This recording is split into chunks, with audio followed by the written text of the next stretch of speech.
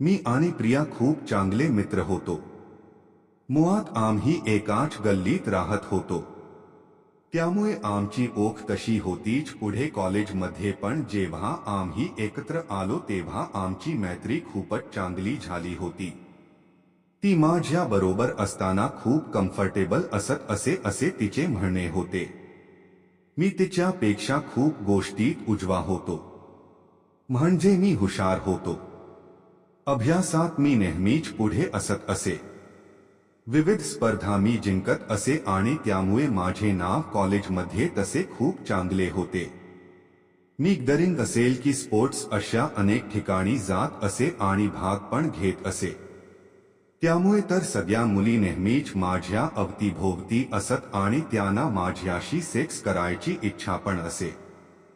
हे सगळे जरी असले तरी प्रिया एका बाबतीत मात्र खूपच जास्त उजवी होती माझ्यापेक्षा आणि ते म्हणजे तिचे दिसणे. होय, प्रिया म्हणजे एक अद्भुत असे स्वप्न होते म्हटले तर वावगे ठरणार नाही. तिचे ते सौंदर्य बघून तिच्या बापाने काय खाऊन तिला काढले आहे ते मला तर नेहमी वाटत असे. तिच्यात चूक काढायची तर ती मुद्दामच काढावी लागत होती अशी ती सौंदर्याचे मूर्तिमंत असे उदाहरण होती. तिची उंची 5.5 फूट होती. ती गोरी जशी दिसायला होती तशीच तिची फिगर पण कमालीची सेक्सी होती.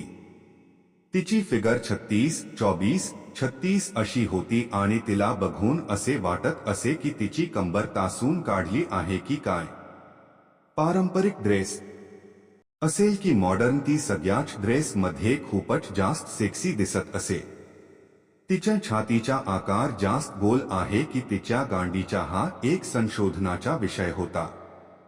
अशी ही पूर्ण कॉलेजची जान असलेली प्रिया माझी खूप जवळची मैत्रीण होती आणि त्यामुळे मला पण ते खूप छान वाटत असे. तिला बघून मी सतत मूठ मारत असे. तिच्या शरीराकडे मी नेहमीच रोखून बघतो ते तिला पण माहित होते. पण तिने मला कधी याबद्दल हटकले नाही. ती एकदा मला म्हणाली, अरे राजू, उद्या क्रिकेटची मॅच आहे. तू काय प्लॅन केला आहेस? घरीच बघत बसेन मी, काय करणार नाही मी असे म्हणताच ती मला म्हणाली, अरे उद्या घरी कोणी नाहीये, तू येतो का बघ. दोघे मिळून बघू. मी अशी ऑफर कशाला नाकारू. मी लगेच होकार दिला आणि दुसऱ्या दिवशी तिच्याकडे गेलो. पण टी शर्ट आणि ट्रक सारखा ड्रेस तिने घातला होता. तो ड्रेस असा होता की त्या टी शर्ट मधून तिचे छातीचे निप्पल्स खूप उठून दिसत होते आणि त्या मधून तिच्या निकरच्या कडा पण मला स्पष्टपणे दिसत होत्या. तिला मी खूप वेळ तसेच रोखून बघत बसलो होतो. आम्ही मॅच बघायला चालू केली. चौकार, षटकार आणि आउट असे खूप काही होत असते त्या. म्हणून मग असेच बोअर होत ती मॅच बघण्यापेक्षा मी तिला म्हणालो, प्रिया आपण एक गेम खेळू. आपण आधी पुढे काय होणार, मॅच मध्ये काय होणार ते गेस करायचे. ज्याचे बरोबर येईल तो जिंकला आणि जो हरला आहे त्याने जिंकल्याने जी गोष्ट करायला सांगितली आहे ती करायची. तिने होकार देताच आम्ही गेम चालू केला. आता चौकार बसेल, ती म्हणाली. वेलम्मा आंटी, रीड कॉमिक्स ना.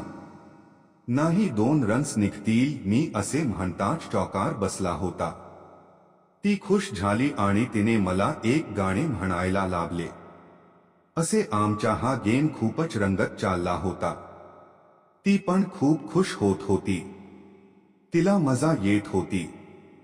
असाच एकदा माझा गेस पुन्हा एकदा चुकला आणि ती मला अचानक म्हणाली, तुझा टी शर्ट काढून बस. माझ्यासाठी तसे ते चांगलेच होते.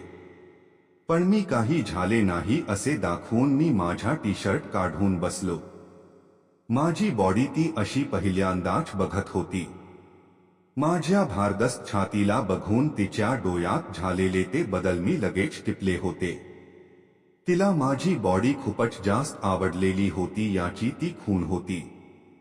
पुढच्याच वेळी मी जिंकलो आणि मी पण तिला म्हणालो, तुझा पण टी शर्ट काढ. आता मात्र ती बावरली, पण तिनेच याची सुरुवात केली होती.